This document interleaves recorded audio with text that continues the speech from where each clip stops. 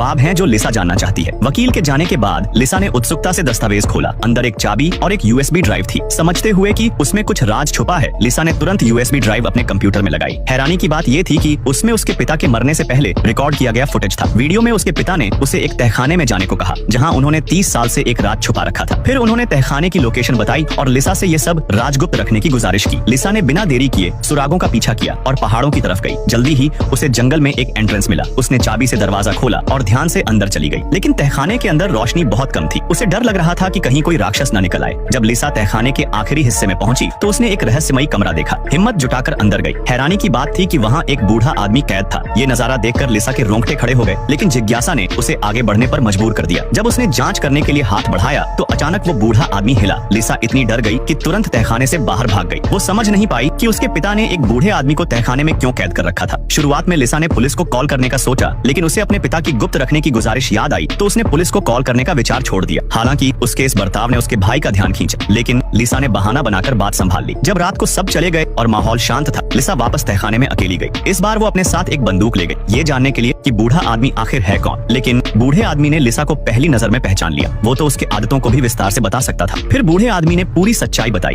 असल में वो कभी लिसा के पिता का सबसे अच्छा दोस्त था, लेकिन 30 साल पहले एक पार्टी के बाद लौटते वक्त एक एक्सीडेंट हुआ। पहले जैक पुलिस को बुलाना चाहता था, लेकिन लिसा के पिता ने मना कर दिया। उनके पास और कोई चारा नहीं था, तो उन्होंने लाश को ट्रंक में डाल दिया और पहाड़ों में गहराई से दफना दिया।